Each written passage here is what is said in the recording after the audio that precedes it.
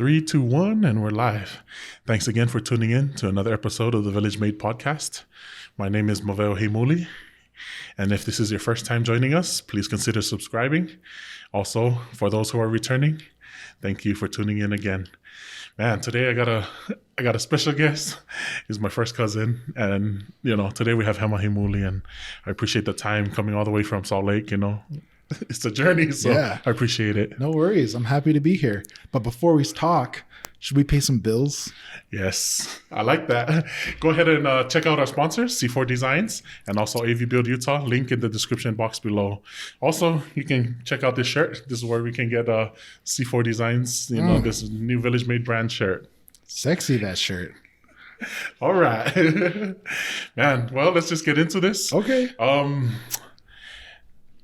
I know because we've already kind of talked about, I asked guests to talk about their last name and the meaning of their last name. Mm-hmm. But because we've already had a couple Heimulis on, you can go ahead and describe maybe your mother's maiden name or, some other name. But I guess Heimuli's already kind of, taken care of. But go ahead and tell us the story of your name, who named you, and the meaning of, I guess, your mother's maiden name or, whatever name. So my name is Hema Toma Lake Heimuli. I'm not worried about my identity being stolen because I'm broke, so it's fine. But my first name is Hema,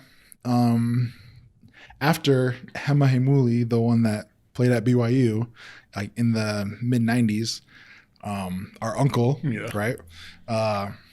So people think all the time that I'm that he's my dad, but my dad is actually Lake. The other part of my middle name is Lake, and I'm named after my dad because I'm the oldest of his kids. And he was another legendary running back at BYU, but he was on the 1984 team that won a national championship. So Heimuli has like thick BYU bloodlines, and now there's a Heimuli playing tennis at BYU that you had her on too, our cousin. And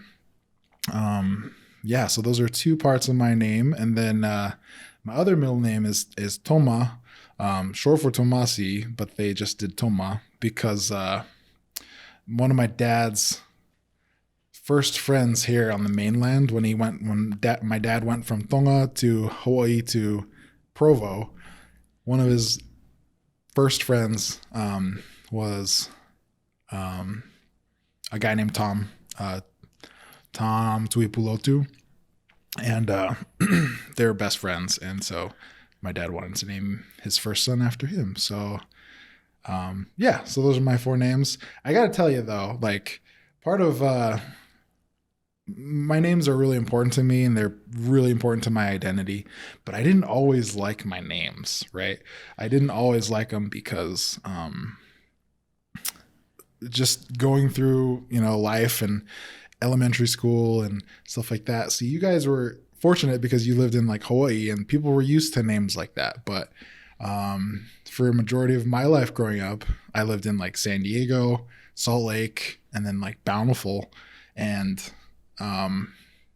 even back then, Salt Lake didn't have a lot of people with names like that, like mine.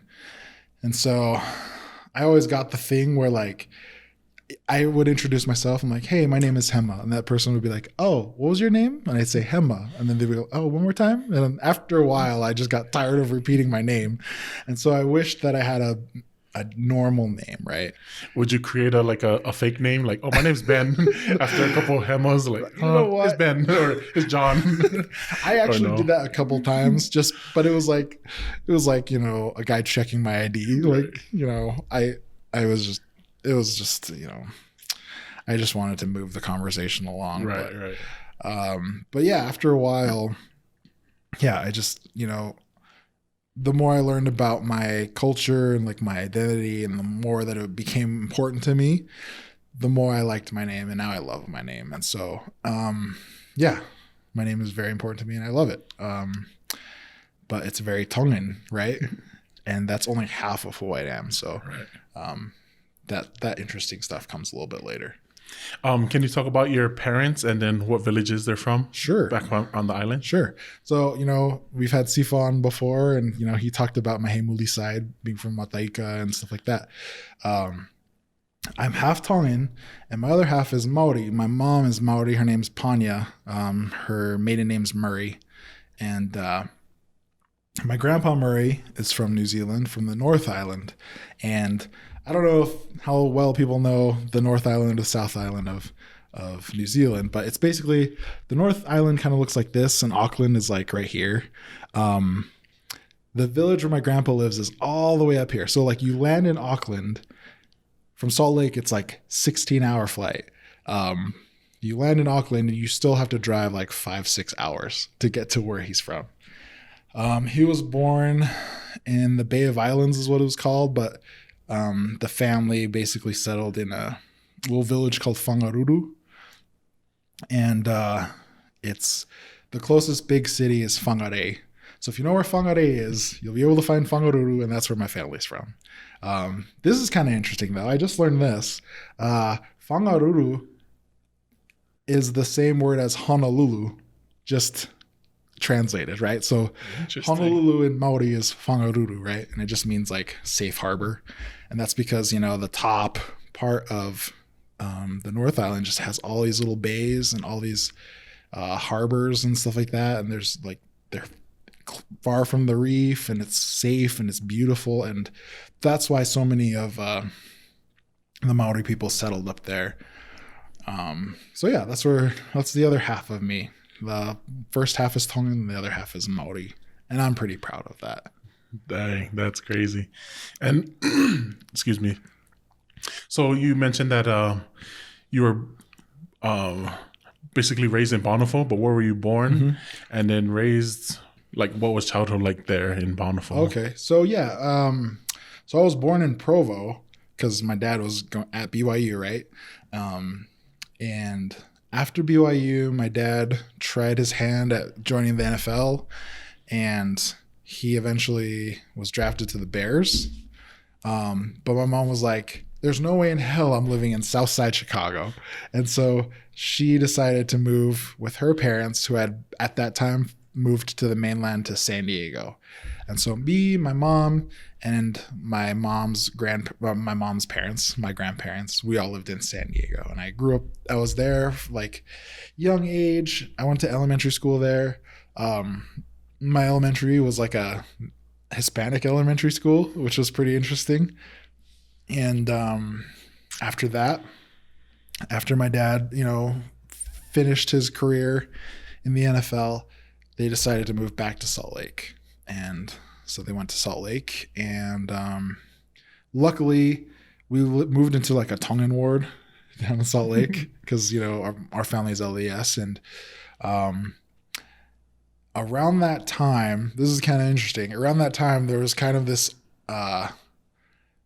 growing gang culture that like infiltrated, especially Tongans in Salt Lake. And that started like becoming a thing. And so my mom was actually like, yeah, I don't know if I feel safe here anymore. And so she moved us to Bountiful. And at the time, there weren't too many Polys out in Bountiful. There's probably like 3 or 4 other Polynesian families out there. And so as a whole, it was kind of new growing up in Bountiful. I remember like one important story of like how I found my own identity was I remember we were doing some project, and our teacher, and this is probably like junior high, maybe younger, our teacher was like, put on this big poster some of your guys' favorite foods like in this group. And I was like, oh, well then I'm gonna put like lusipi and like lupulu and taro and stuff like that. And all these kids were like, what are you talking about? Like, what is this? And they were putting like macaroni and cheese and things like that. And that's like one of the first times where I was like, oh, like I'm different. Like they don't know what I'm talking about. Like Good thing I didn't say horse because I freaking love horse and I didn't put horse on that list, right? That would have been the worst thing in Bountiful because there's all these farms out there. But yeah, so that was like one of the first times that I was like, oh yeah, I'm different. And it's something that I started to be conscious of and something that I had to sort out. And it started pretty young. But unfortunate, it wasn't like, people being racist or anything like that. It was just like my food was different. Right. So yeah, that's one of the earliest memories of me figuring out my identity out in Bountiful because honestly, it was like really white. It was like a lot of white people in Bountiful, but they were all very nice. And our ward in Bountiful liked us a lot, especially like the sports aspect of it. I was going to mention or ask that. Is it because of your dad? Yeah. They knew who he was and they're like, oh, okay. There's lots of BYU fans. I remember this one guy in our stake too. He was like a diehard Utah fan. He's like, he met my dad for the first time. He's like, I hated you when you played at BYU. And he's like, but I love you. So you're awesome or whatever. It's just funny. Like sports run deep in our culture. And I don't think it's a bad thing. I think we talk about it a lot. Like, oh, Polynesians are only used for like their physicality or whatever, and it's not untrue, right? I do think that our people have a lot of other things to offer creatively, and intelligence-wise too.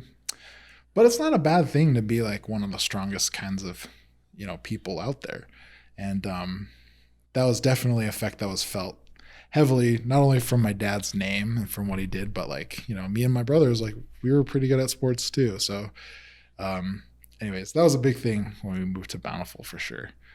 Can you mention, now that you mentioned like some of these stories of, people knowing your dad and, knowing him from being at BYU, what are some other stories, or have you, like, what is the weirdest encounter, I guess, or experiences that you had? Can you think of any that, with your dad's name and be like, oh. Okay. Well, here's a good one. It is kind of weird, but I can't tell you how many times I've got off of a speeding ticket because the cop was like a big BYU fan, and he'll look at my name, he'd be like, oh, Heimuli, huh? And I'll be like, yeah, my family's a BYU family, And he'll be like, oh, is your dad Hema or Lake? And I'm like, oh, my dad's Lake. And he's like, oh, okay. Okay, let me go run your paperwork and I'll be right back. And as he leaves, I'll turn to my wife. I'm like, yeah, we're getting out of this ticket. And he comes back and he'll be like, just try to slow down and be safe or whatever. And I'm like, okay, I promise. And then the next time I get pulled over, use the same excuse. Yeah, use the same thing. But that happens a lot, I think having a unique name like Heimuli, I mean, you probably get it all the time, right? Do people ask you like, oh, how are you related to so-and-so or whatever? I'm sure it happens all the time. I think the thing that is different for me, I think, is people don't know whether I'm related to Lake or Hema just because I have both names in my name. But yeah, that reminds me of a story too about my name. So Lake, my dad, he was like the first one to really from our family to really do something pretty unique, right? He was the first one to like go to the NFL. He was the first one to go to college. He's the first one to play football even. And I know that that kind of paved the way for like all of us, and like even Hema, like my dad's younger brother. But the interesting thing though is my mom told me this story about my name. This is why I'm named Hema and not Lake, was because when my dad was at BYU making a name for himself, Grandpa Benny, our grandpa, told my dad, you need to take Hema because he's such a troublemaker and he's causing so much trouble and I just need you to take him for a while. And so Uncle Hema moved in to our house. And at this time, my mom was pregnant, I think, and with me. And my mom and dad were like, okay, here we go. Like, here comes the troublemaker. And my mom goes, Uncle Hema was so well behaved and he was such a good kid that A, we were like, yeah, Grandpa Benny doesn't know what he's talking about. Hema's a really good kid. And then B, they're like, if our kid is half as good as Hema is, like half as well behaved as Hema is, we'll be good. And so they named me after him. And unfortunately, I am not as well behaved as Uncle Hema. So maybe you're the one that took over the name or being the bad kid. I took it back. Yeah. That's what Grandpa Benny was imagining was me. Right. Man, that's a funny story that you shared. Well, I guess going back to being, growing up in Bountiful, I know you mentioned that because of the gangs that that were coming up in Salt Lake, what were some of the maybe like even if it was cultural traditions or maybe the etiquettes or customs that were taught in the home, whether it was Tongan, Maori, or maybe even American? You know what? We did have a lot of those like basic cultural customs, right? And I'm not talking like wearing the benu to church or anything like that, but it was more like you take your shoes off when you go to the house. You say tulo when you walk in front of people. If your cousins like something that you have, you give it to them. Those sort of minor cultural custom things they taught us to do, and we observe them we even do that now. I think I teach my children the same things, but the thing that was kind of a trade-off, something that was lost culturally, was just the fact that my mom was not Tongan. And so a lot of those customs of like the men eating dinner first before the women, you know what I mean? Like those kind of cultural things kind of went away because my mom was like, yeah, I'm not going to do that. Right. And with a lot of those cultural customs, my mom was like, yeah, I don't want to observe those. I will observe these. I think that kind of stems from, not only is my mom like a really strong and like independent person, and, if she has a belief or an idea, she'll stick to it. But I think it comes from also, I think it goes for the same for like Samoans and maybe Fijians too, like, Polynesians in general, like their parents kind of want them to marry another Tongan, right? And I know that Grandpa Benny was kind of like that too. Right. And he had his idea of like who my dad should marry. And instead he brings home this Maori, like Hawaiian girl. And they weren't too thrilled about that, I heard. And, so my mom and my dad actually, they got like married, like eloped, and they didn't tell Grandpa Benny until I was born, which was kind of crazy. So very non-traditional, right? And I think from the inception of like my mother and my father's family, it was very non-traditional. But so I think we had like a track record of things being non-traditional. That doesn't mean that we weren't respectful of those traditions, like when they happened, when Grandma Maile passed away, like we observed like those Tongan cultural things.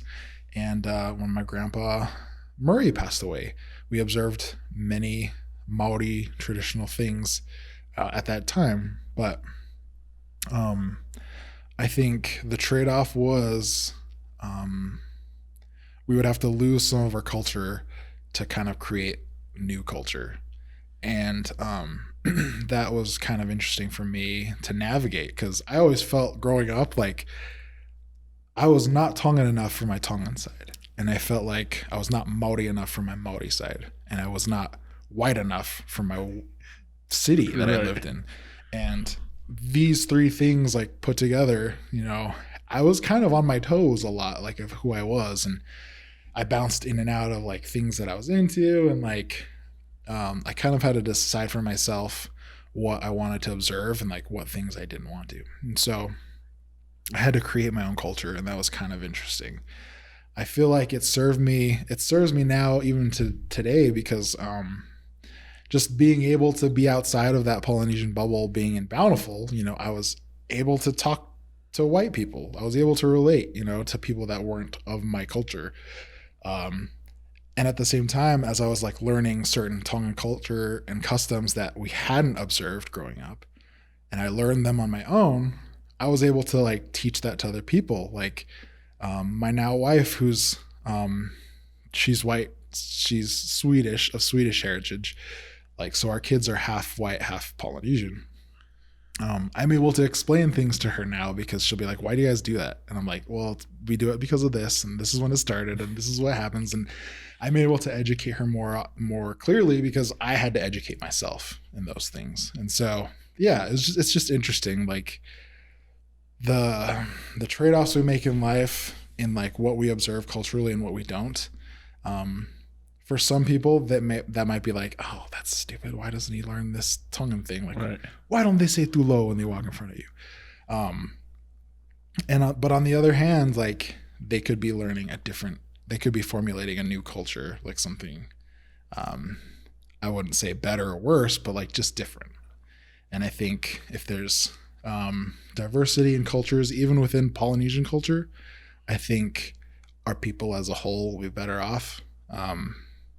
And yeah, that's just what I believe. So, man, I like, especially with for me, what culture means, or my definition of culture is that culture is always evolving, right? Mm-hmm. Or it's like a fluid. Yeah. It's never like still. Yes. And so things like culturally that happened maybe 50 years ago don't apply today because we're in a different time and a space. And so with what you're talking about, I totally understand, because with the Tongan culture, with your mom, being the Maori and your dad Tongan, but then living in Bountiful, which is the Palangi side, like you trying to figure out, and then creating your own culture. I believe that's, that's something that's like you're beyond, or, you created that way before anyone ever told you, and even before I even realized, that culture is always evolving. Yeah. And so there were, I admit, like there were even times where I believe like, oh man, because they didn't do this, like you're not Tongan, or because you didn't do that, like, oh, I'm not Hawaiian, or, just the different cultural aspects of it. Whereas now, today, I believe that, it's always interesting. Evolving. It's always evolving, like you said, and I completely agree with that. I think culture is always evolving. In some ways, it's devolving too. Like, not to bring up like a negative aspect of it, but my mode of thinking is this, right? Right now, I feel like there is a renaissance of Polynesian culture or Pacifica culture. Yep. Like even if you're not from the Polynesian Islands, I think there's a thirst to learn more about your culture, which is a good thing. I think a lot of things that have been lost to your respective people, I think the onus falls on the person to like bring those aspects of the culture back, and that's what's bringing in a renaissance. The example I pose is Polynesian tattoos, right? Pacifica tattoos. Like, there's a big thing going on with like people getting tattoos because I feel like it's like them reaching back into their culture to try to relate on some level, whether it's the pain aspect, whether it's the artistic aspect of it, or whether it's the aspect of, rebelling against certain parts of the culture that cause it to devolve, right? Me and Sifa talk about this all the time, like how Tongans used to have tattoos. Right. And then, due to colonialism and Christianity, they kind of phased that out. And it's an important part of our culture that has been lost, right? Like the saving grace of that is it's in tapa and like our wood art and stuff like that. The designs, but even still, it's not pure like how like Samoan tattoos, right? That have been unchanged for hundreds of years. So there's this thirst now for people that whose own cultures like mine have been created from either a mix of cultures or something new. There's lots of friends of mine that are like Tongan that were like adopted by Palangi families, and vice versa, like Samoan families and things like that, where they didn't have that chunk of identity and something called out to them, and that thirst to like learn more of their culture is like very apparent nowadays. And I think that's a cool part of evolution, is that no matter what happens to our people culturally, we reach a point where we want it back, and we just have this desire to want it back. And I think that's been fascinating to see now with like Pacifica First, the festival, or the what Pacifica First Fridays. Is it? Yeah. It's like just a coming together of people of different Polynesian culture wanting to reach back into their history and grab those roots again and figure it out. And I think it's been kind of cool to see happen now. So I don't know, with this podcast too, it's been fun to watch different people talk about their ties to their Polynesian Pacifica roots. And I just hope and I encourage people that are watching now to like keep doing that, read books, like find our, your oldest relatives and talk to them about it. And that's something we talk about all the time, where like, we think we need to somehow get all our OGs to get into one room so we could film like them talking story, right?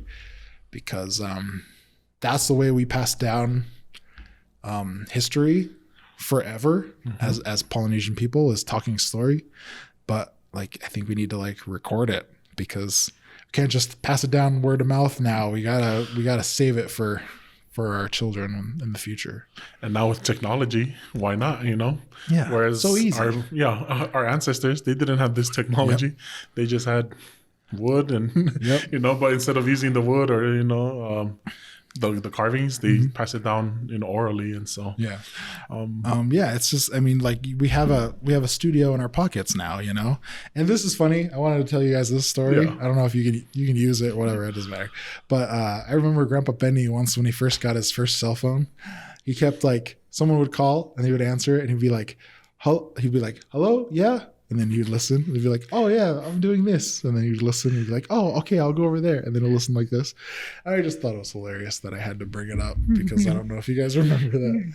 But yeah, we have the tools in our pockets now. We just need to find our relatives and talk to them and get some of that history back, because there's a renaissance going on. And yeah, we got to keep it up, I think. And then now that you mentioned it, isn't that why, Grandpa moved from Tonga to, the U.S. That's true. For a better life. And a better life includes some things that have to be unlearned, and then some things that we have to learn. And so, with this culture that you created for yourself. Yeah. Now as a father, what are some things with that culture and then your wife's culture, the two of you, are you passing on to your kids that, you want them to know, and then some things that you don't want them, because you are the gatekeeper, just like you talk about your mom, like some of the Tongan traditions, like the men eating first, like, nah, I don't want to observe that. Yeah. But, what are some things that you want to pass on to your kids, maybe? That's interesting. I definitely, I think a good place to start for the children, especially, is cultural dress, and then like cultural, like music and dancing.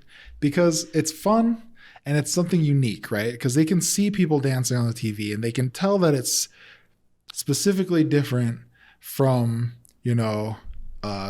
taulunga, or if you're doing the haka, or like poi balls or something like that. Like they can see the difference, and if they learn how to do it themselves, then that can be part of their identity. Easy. They're like, my son, the first thing I tell him to do is pukana, right? Where he's like, meh. And like if you tell him pukana, he'll do it.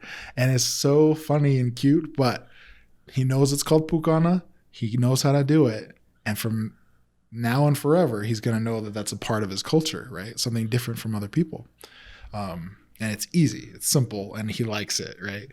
And I think and being part of the gatekeepers of your own families, I think you should start, simple and things like that, because you can get into the complex stuff of like, the first girl in your family is gonna be the boss, and she like names the children or whatever. Yeah, all that stuff. That stuff's complicated, and you can figure that out later.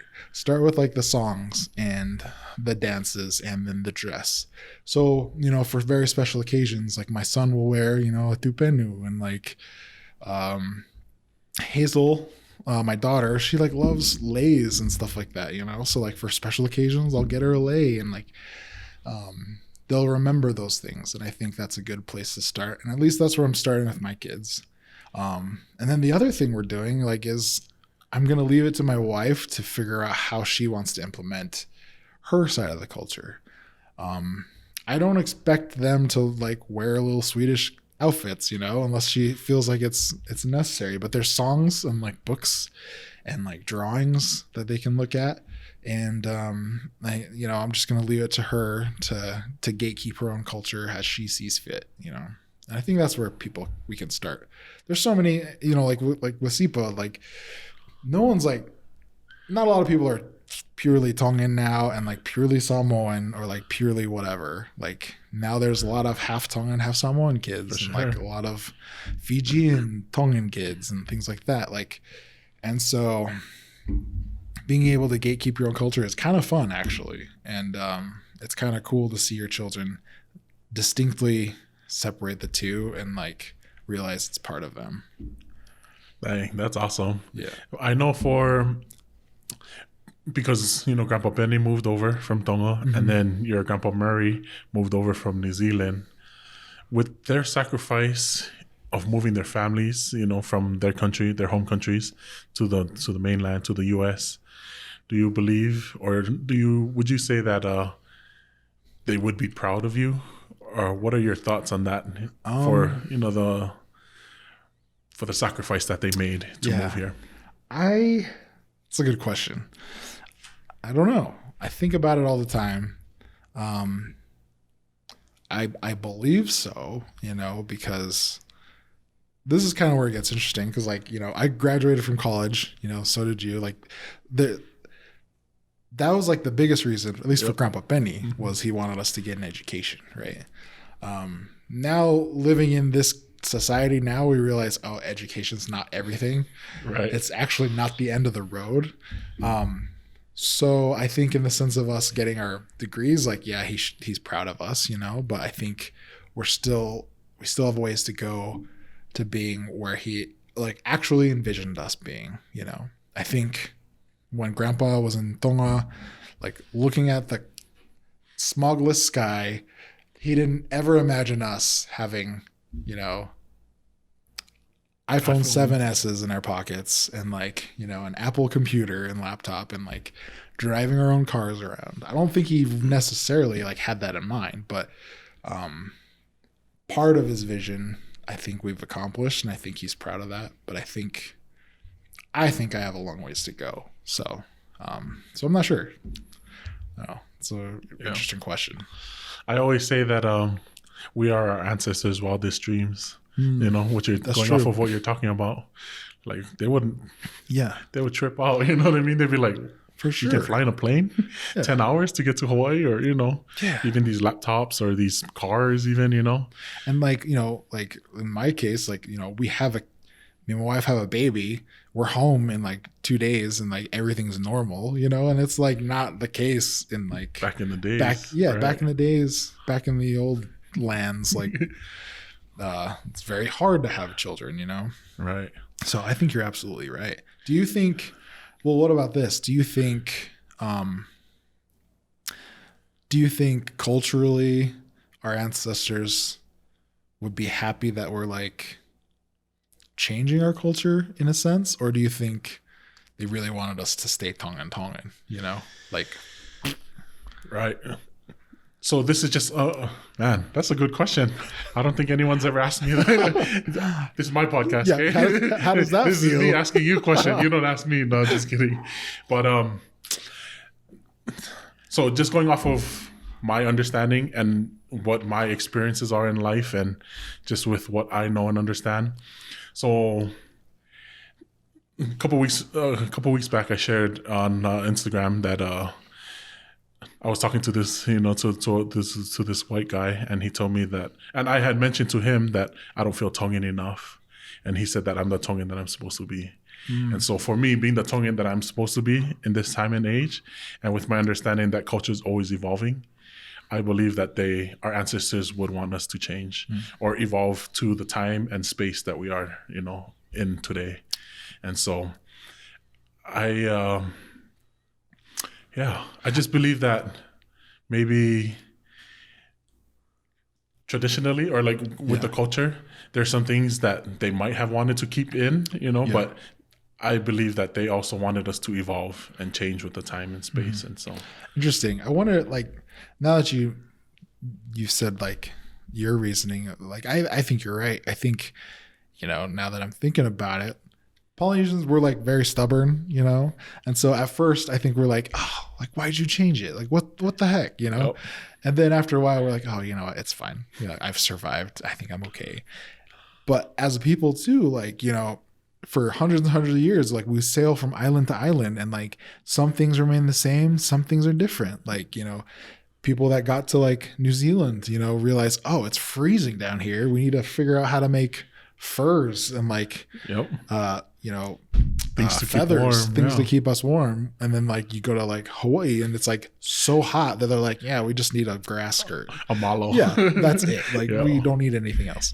But like the foods are really similar, customs are very similar. Language, even like Samoan and Tongan and like Tahitian, like there's words that are exactly the same. And so I think evolution is part of us. Yeah. And just even going off of what you're talking about with tattoos, before, you know what I mean? Like, so that changed. So they had tattoos before Christianity. So once Christianity came in, then that was already a change in the culture, right? And so I don't know how long ago Christianity came into the islands, but just even within 100 years, maybe, culture's already changed in that aspect. And then before that, we were worshiping many gods, you know what I mean? Like Tangaloa and all, however many gods that they worshipped at the time. But now, through Christianity, we just worship God and Jesus Christ. You know what I mean? Like, and so that just is that changing alone. Yeah. And then like now with people getting tattoos again, even though like a lot of us are very much Christian or very much LDS or whatever, like a lot of us still observe the gospel. It's just for one thing, like we're gatekeeping one thing. And this is kind of a hot button issue, right? Is like, are we allowed to bring tattoos back? And I think every Polynesian just needs to, every Tongan like needs to think for themselves and think, hey, Siri. Every Tongan needs to like look at their culture and say like, oh, is this important to me or not? It's fine if it's not, that's on you to gatekeep. You don't have to have tattoos. But for me, I felt like it was something important that I had to do. And for many other Polynesians that are very much LDS or very much Christian, they feel like that's a part of their culture that they don't want to lose or that they want to bring back. And it's up to every person to decide for sure. And at the end of the day, there's no committee to tell you, oh, you're not Tongan enough. Yeah. There's no like person or there's no like, committee or singular group that says you're not Tongan enough or you're Tongan enough. And all that like speak of like, oh, I'm not Maori enough, I'm not Tongan enough. That was just me. Right. You and no one else really. Like, sure, people like, I perceive people's actions toward me like, oh, they like, if I was more Tongan, I think they'd accept me more. Yeah. And that was just really just me. Right. And that's not to say that it doesn't exist, that there's people that are like, you aren't Tongan enough, but it's up to each person to figure out if they are Tongan enough or what's important to them for sure. Well, I guess we'll shout out Lala for giving you your... basically the Heimuli's... the Heimuli's run deep with Lala's tattoos chair. Because he tattooed, 4 of you guys? Or, Yeah, he did me, my brother, and then like on my Murray side, he did like a couple of my cousins on the Murray side. Right. So, shout to Lala. He's a good guy. And just speaking of tattoo, because you got your tattoo, and so, I think that's the culture aspect that we're, discussing at this point, but... Yeah, I think and so cool. I think it's up for discussion. So like in this video in the comments, like tell us what you think, because it's really interesting, and I'd be interested to see what you think about certain aspects of your identity from a Polynesian standpoint. And it's all interesting. It's all up for discussion, I think. Yeah, and just like we mentioned, there's no like committee or there's no person telling you, no, that's not Tongan. Yep, that's half Tongan, or that's only a quarter. But man. Well, now I guess we'll get into what you're doing today with who you are, and then just talk about the journey that you took to get to where you are today. But just talk about what you're doing. Cool. So currently I work for KSL. It's an NBC affiliate here in Salt Lake City. And I cover sports for them. I'm a sports producer for the sports show. And so that requires me to go to football games, basketball games, jazz games, and things like that. Sometimes I shoot things with a camera. Sometimes I just write stories. I kind of just produce stuff. I just make content, and it's been a lot of fun. I've always been around sports. I've always loved sports. Like I always wished, I could be in the NFL, but because that'd be a lot of fun. But the next best thing is to just cover them and watch them and get paid for it. So it's kind of nice. But yeah, how I got there was, this is like a long journey, right? Because my degree, actually, I didn't graduate in like journalism or anything like that. I graduated in business and aviation science because I thought it was going to be like a pilot or like something like that. And I got my degree, and then I realized, oh crap, like it's, I don't like that's the work you do to get graduated isn't the end of it, and there's still a lot to do. And so I applied for lots of jobs, but like nothing was happening.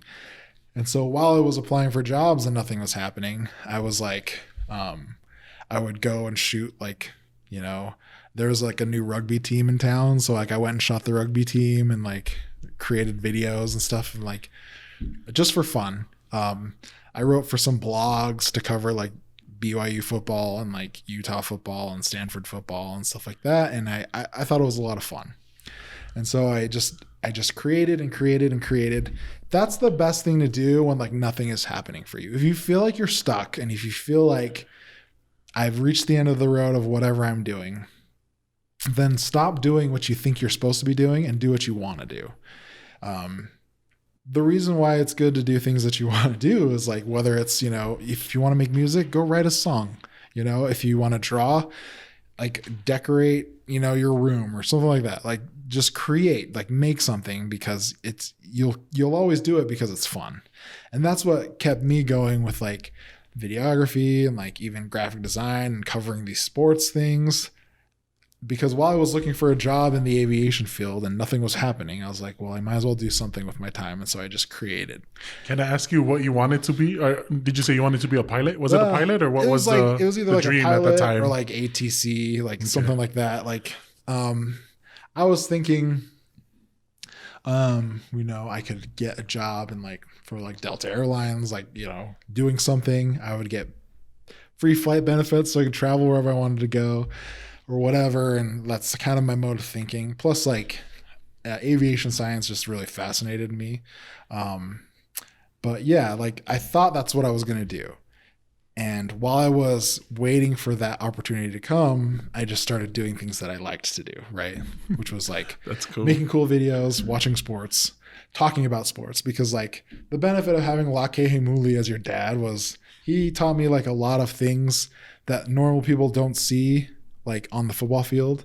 And that goes for like watching film too. Like he'll be like, watch this guy's, like watch his hips. Like this is, you'll tell where he's going to go because of the way he's turning his hips. Or like, pre-snap, he's looking at this thing and he's looking at this thing, which tells you that he's going to go there. Right.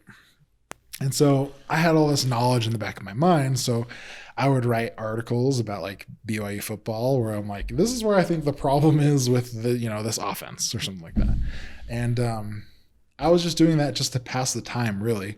And because a lot of my friends like were into sports, and so we just wanted to, just kind of keep it going. Well, I went so long looking for an aviation job that I finally was like, what, screw it. I'm just going to like find a job anywhere. How long was that period? Like you said, you went a long time. Yeah, it was. I went like 3 years without a job in the aviation field that I wanted. And it was just me like grinding, just trying to figure out what to do. And like I had jobs while I was doing it to pay the bills, right? But it's not like where I wanted to be. Well, eventually I had a friend that worked for KSL. He was like a cameraman or something. And he's like, hey man, they just opened up a job for a graphic designer and for a sports producer job. And he's like, I think you should apply for those. And I was like, okay, graphic design, I could probably do that. Like, how hard could it possibly be to do like little lower thirds, or it's like, this is so-and-so speaking or whatever. And so I applied for that job, and I really wanted the graphic design job. And then I applied for the sports job. But I thought there's no way in hell I'm getting that job, because you look at people that held that job before. It was like Jim Nance and like Alema Harrington. You know what I mean? Right. Like there's like all these names. I'm like, there's no way in hell I'm getting those jobs. And so when I applied for both those jobs, they asked me for like a letter of recommendation or whatever. And I was like, okay, who's someone really good that I can ask for a letter of recommendation?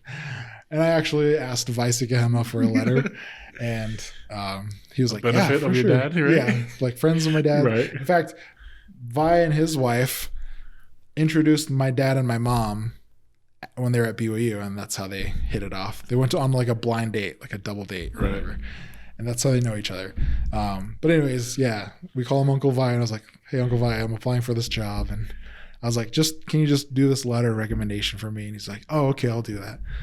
And then I come to find out that like he actually like called like the news director and was like, phone calls? Hey, this guy, yeah. And he like really stuck his neck out for me, and I really appreciate it. And I know there's no way I would have gotten that job if it wasn't for him.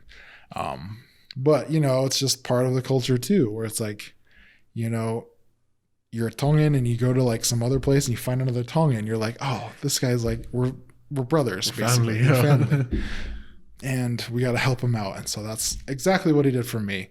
And luckily, I am really good at what I do. And so, like, you know, I'm not trying to, I lived up to it. I didn't want to make him look bad. I didn't want him to fail in that aspect. And so I'm really good at what I do. I love what I do.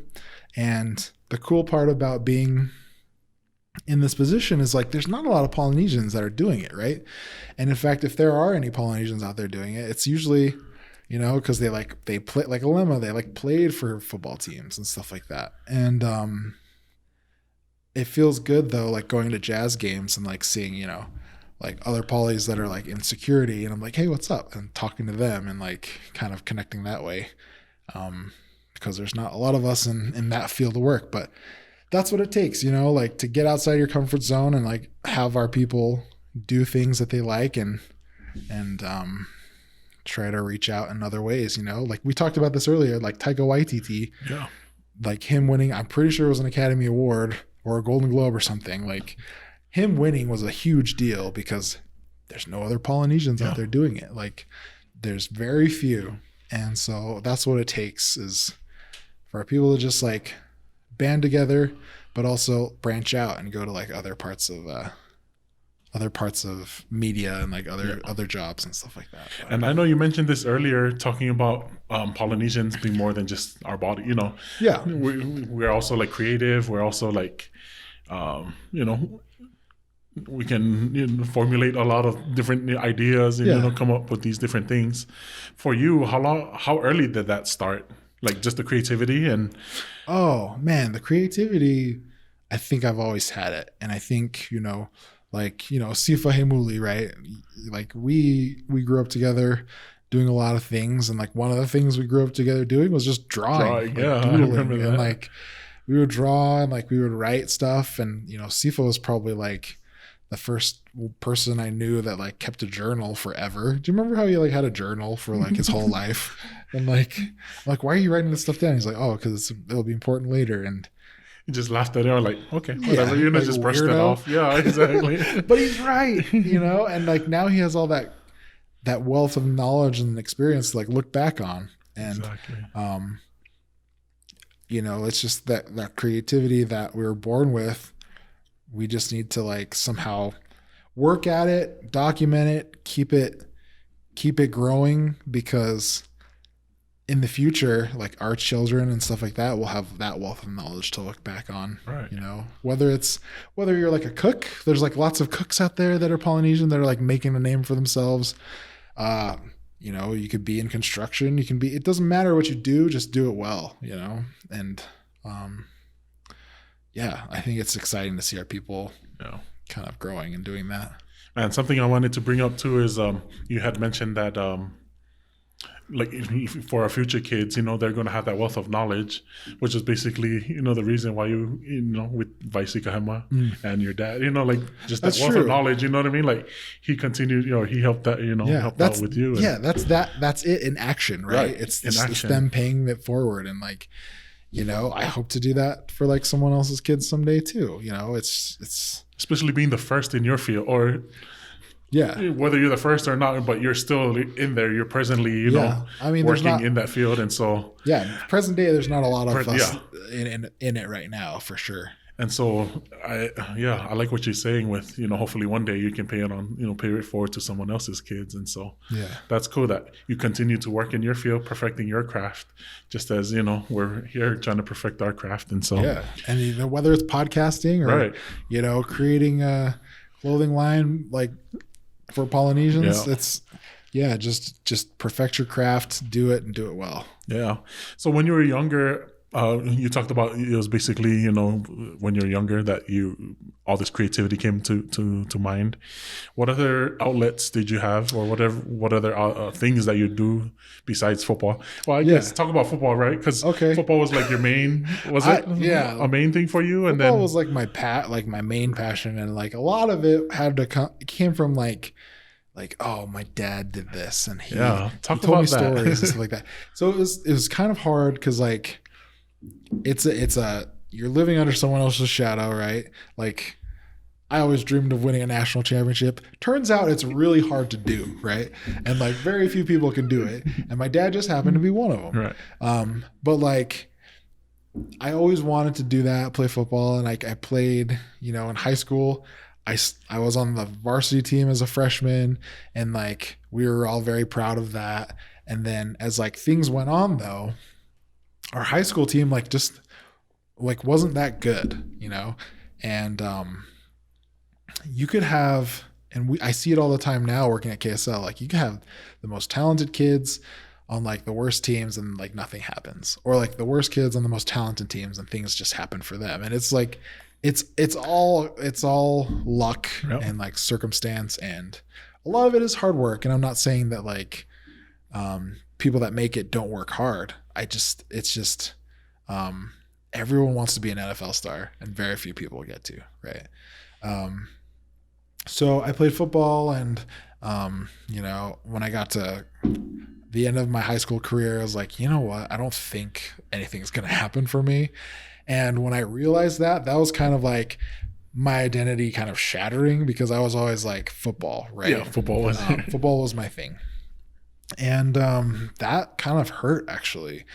And I still battle with that all the time, because like all my brothers after me like played college ball, and like my second to youngest brother right now is playing at Stanford, which is like a huge deal. He's in the Pac-12 and on a huge stage, and like me and my other siblings were like super happy for him, and we're his biggest fans, you know. But for me, it's like, dang, like I didn't get to do that. Like I didn't play college ball. I had to pay for college myself.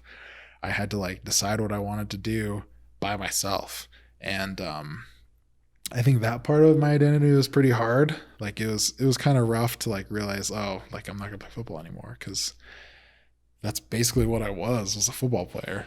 And also it was like disappointed. I felt like I was a big disappointment to my dad, just because of the way I was raised to like, and like he gave me his vision, and like I had all the physical attributes, and it's just like it didn't work out, and I felt like, oh, I squandered that talent, you know. And I don't think my dad is disappointed in me, or I was going to ask, I'm just did you ever talk to him? I just felt like I disappointed him, you know, like I didn't live up to that name. And as time went on, I realized like I'm good at other things too.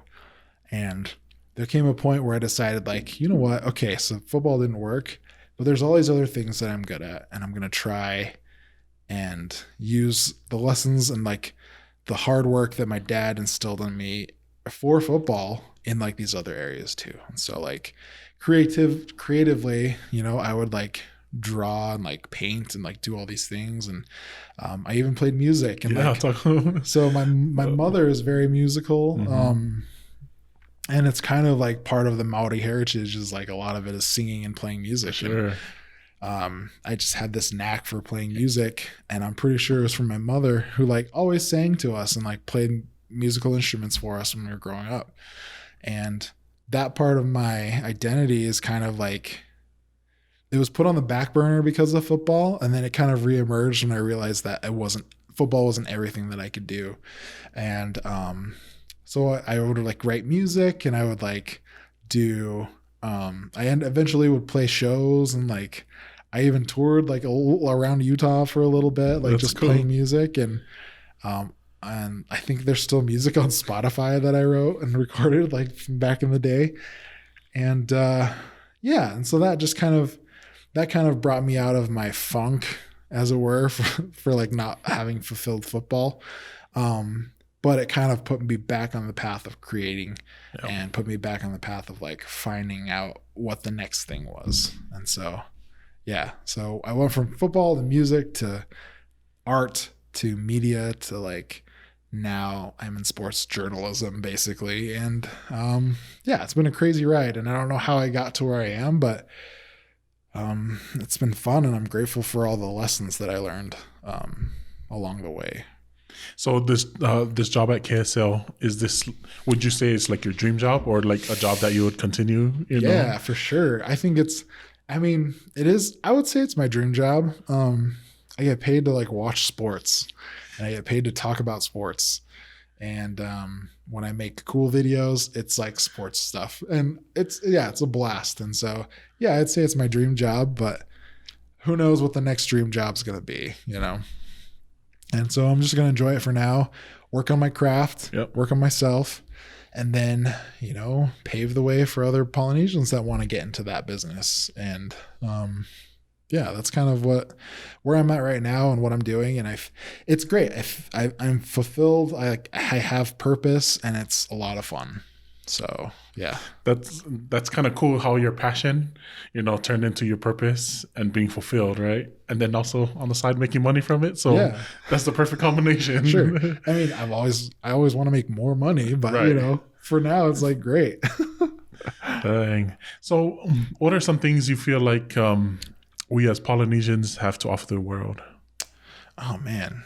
I think talking, this kind of reminds me of something like Lala Ellsworth said to me, one time. He's like, we can do anything. And I'm like, that's true. We can literally do anything. I think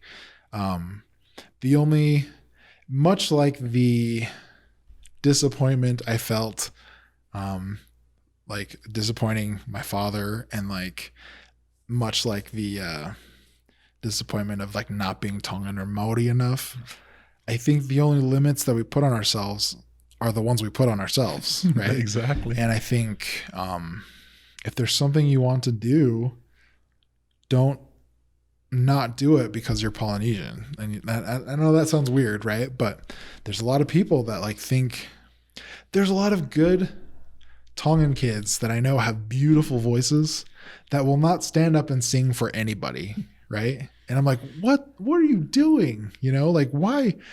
They're just like, they just feel like, embarrassed, or they feel like it's not their place. Like Tongan culture, it's good to be humble. Yep. It's not appropriate to like show off, but if you're a singer, you got to show it off. And there's a lot of Tongans that I know that are really good singers that don't do it. And that's because they're placing that barrier on themselves. I think about like, our cousin Leah who plays tennis, right? Or like Tony Finau that plays golf. Like, I'm pretty sure there's a lot of people that are like, I wish I would have played golf, but I'm Tongan. I'm 6'5" and 300 pounds. I better just anchor the O-line instead. I'm sure there's people that have thought that, and that's just a barrier they've placed on themselves. And so like, if you want to be like an award-winning chef, like Jess Fiso, have you heard of her? Like, she's like, no. I guess she makes like she's like really good at what she does.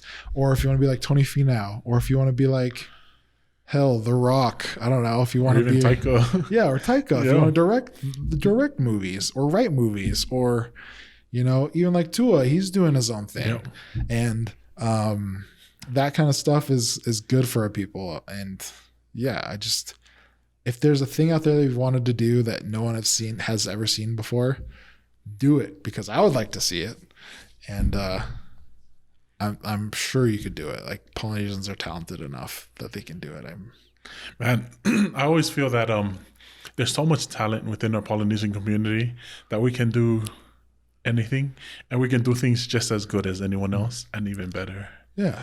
But because we're Polynesians, we do it our own way, Yeah. And so for us to do it just as good as someone else, as anyone that's been there before, but we add our little flair, or add our little Polynesian, Polynesian-ness to it. For sure. So that's what sets us apart.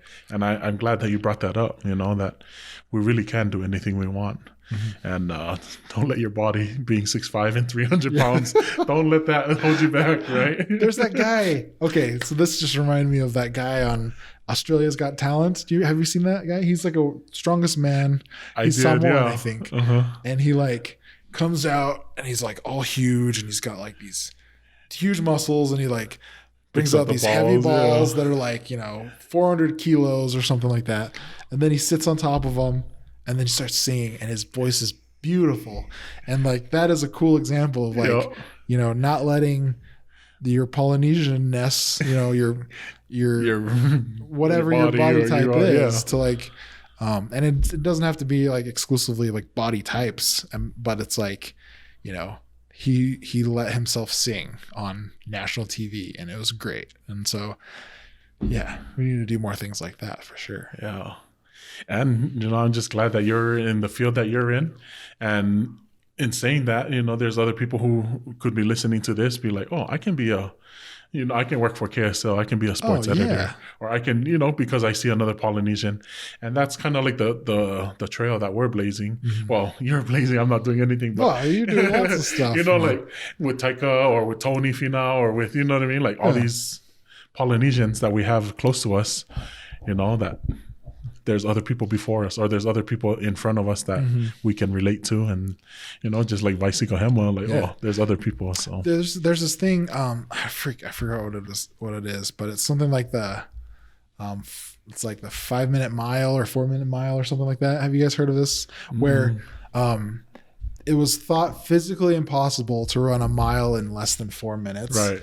They like, even scientists were like, your legs would literally break and things like that.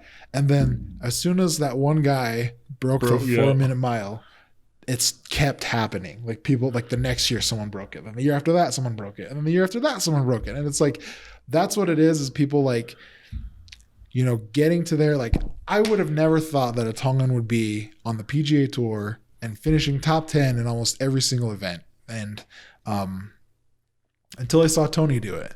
And then I go to the golf course, and if there's other polys out there, I'm like, oh, that kid's going to be able to do that too. It's like totally possible. And it's just because no one had ever seen it before, right? Yep.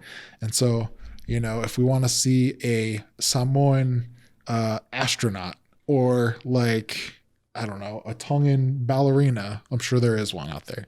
Like, there's actually a Samoan astronaut.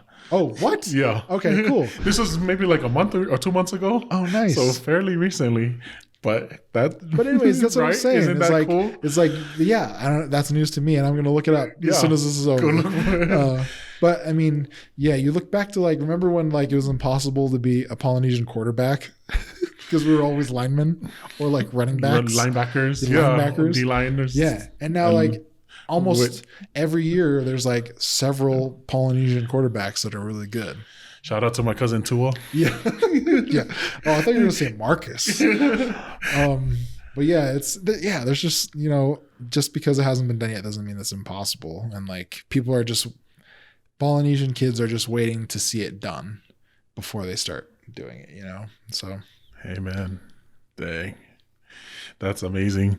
And then on the other side of that, as Polynesian, what do we have to offer the world? What are some things as Polynesians you feel like we must unlearn? That's a good question. And I've seen this question on other videos before of other interviews you've done, and it's still difficult. I still don't know what my answer is. I think maybe the thing that we need to unlearn is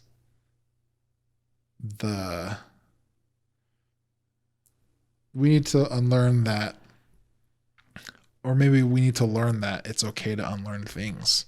I don't think, and this goes for like religion or like, political preference or anything really. Like you should be able to change your mind. You should be able to evolve. And I think that once we realize that we can unlearn things, then we can advance as a people. Like, not to be dark or like to bring it down, but like, we don't have to smack our kids with a belt. You know what I'm saying? Like, if you parent, we can evolve, right? How from you parent that is up to you, right? But I'm saying, like, you can try different things. You don't have to do that. You don't have to, when you get married, have like a 8-hour long, wedding reception. You don't need the 8-hour long taolong contest. Right. After each taolong. It's okay to not do these things. Right. And I think that's what we need to unlearn or learn as a people, is like, it's okay to evolve and change. Do things differently. Yeah. And so whatever suits you, you do that, and whatever doesn't suit you. Yep. Yeah. And just passing it along from our as a people being stubborn. Yes. You can unlearn, or you can learn to unlearn, or you can learn to relearn, different things. So, man, so grateful for all of your insights, especially talking about where you are today and talking about where our people, where we can go, and especially being a trailblazer, and being a sports editor or sports producer, whatever. Whatever you want. Yeah.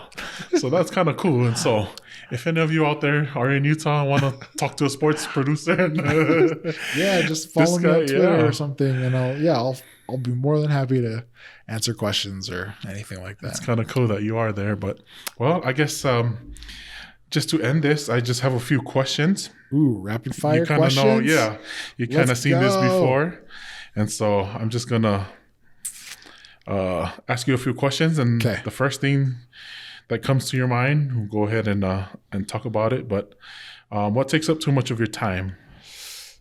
Social media. I think everyone says this one, right. But yeah, social media probably. What do you wish you knew more about?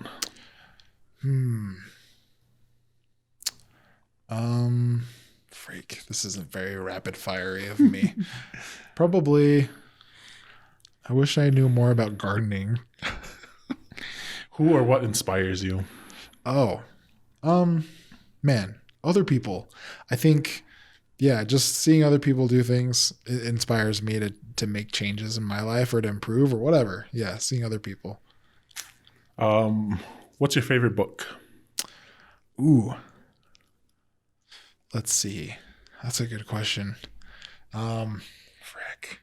So one book that really influenced the way I looked at things was Dale Carnegie's How to Win Friends and Influence People. Okay. You've probably read that one. Mm-hmm. I think everyone that's into self-motivation, self-improvement has read that book. But coming from a Polynesian, where in Polynesia it's not super appropriate to network, right. To use other sources of people and stuff like that. I thought that book was pretty life-changing. What's special about the place you grew up? I think what's special about it is all the places where I grew up is our little family. It was kind of like us, voyaging across the sea to like different places, right. From like San Diego to Bountiful, Utah. It's like we went to different, really different areas, but we did it as like a unit. And I think that made us grow that much closer together as a family.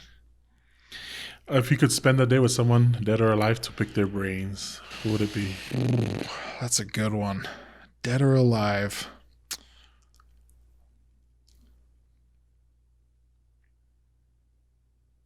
You know what? I'm actually gonna say Grandma Miley, because when she was alive, I was kind of too young to really value the time that I had with her. Right. But also, I couldn't understand anything she was saying because she spoke Tongan and I was too little. But yeah, if I could, I would love to pick her brain, because I've talked to Grandpa Benny about things when he was growing up. I've talked to my dad. I've talked to all the OGs. But Grandma Miley's insight would be different because, she's a woman and the matriarch of our family. Right. So that would be interesting. I like that. What have you only recently formed an opinion about? I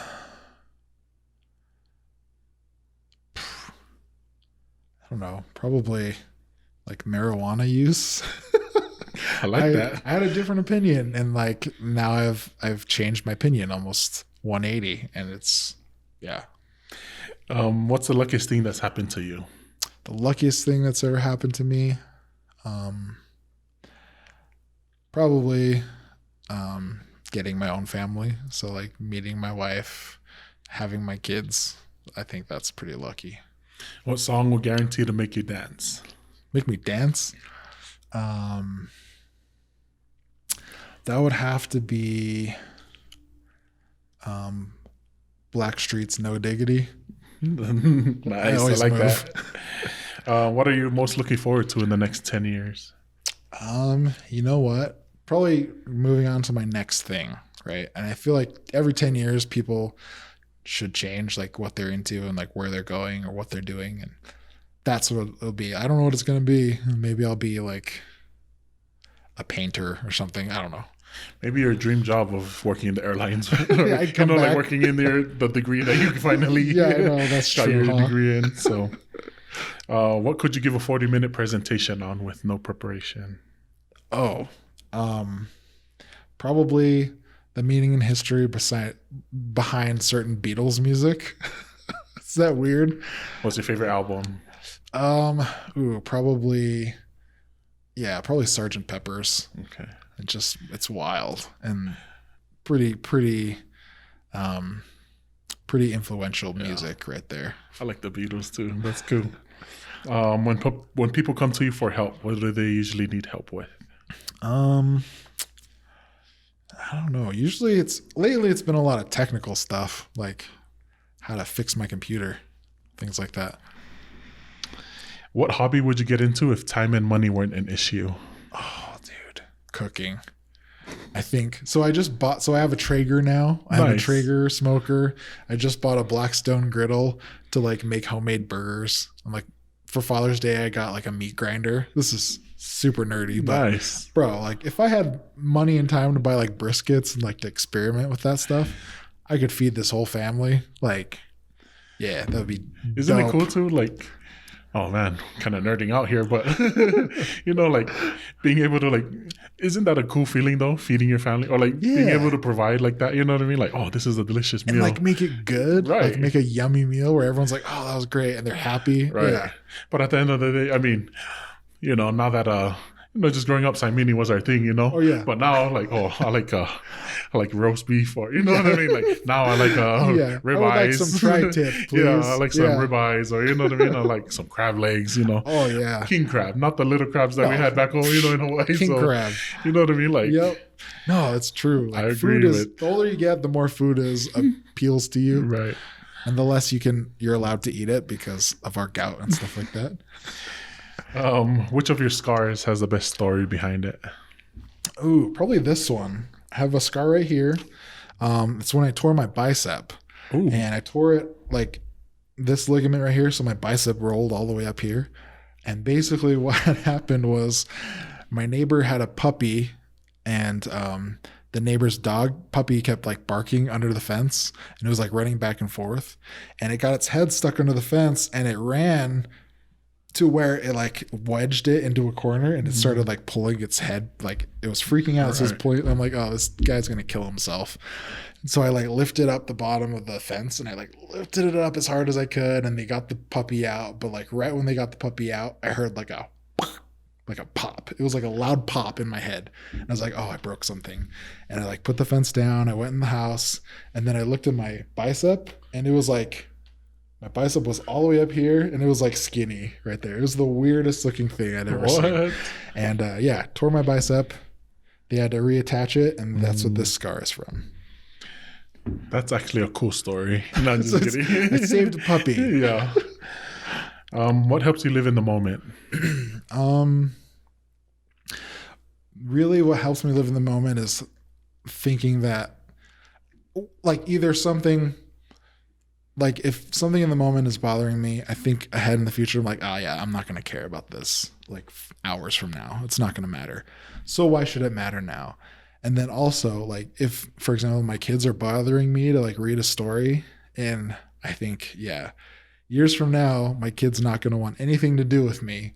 And so I should just enjoy reading him a story now. And so that's kind of what looking into the future to see whether I care or not about this thing that's happening to me now kind of helps me to like either live in the moment or just let the moment like go by, you know.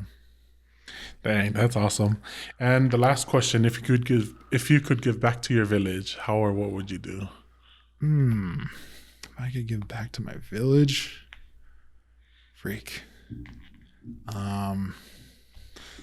Bountiful's good, huh? Bountiful got everything. Set, man. They got everything, dude. Just maybe put another Mobetas over there. Yeah, for sure. No, it's I don't know. That's a good question. I would like to think that I would invest more in like the people in my village than the village itself. You know what I'm saying? Like, because in every village there's people that need more help than others. Maybe finding those people out. But that's a good question. I'll think about it. My answer is probably going to evolve, and we'll have to get back on it. But yeah, it's a good question. A lot of things change and evolve, right? Change. All our ideas and opinions. So I like that. Well, again, I appreciate your time, driving all the way out here. But thanks for having me. Yeah, it's been awesome. And a lot of this cool thing, a lot of the stories that you told, some of the stories are like, oh, I didn't know that, And it's cool that even though we're cousins or, we're related, like, wow, we're the same age, the same last name, but we have two different stories because we're not born and raised in two different places. And so it's cool to hear, our stories and hear, for you to share your story. So when are you going to have someone do this, but to you? Like you're going to sit on this side. I don't do this. I don't do that. I'm doing all the asking. I kind of thought about it like, man, would I, like the pressure? Yeah. Would I feel the pressure? Like you or like the people sitting on that side? Yeah. But yeah, I mean, I'm welcome to it maybe like 10 years from now. But yeah, thanks again. But thanks again for tuning in to another episode of the Village Made Podcast. From my village to yours, it takes a village to raise a child.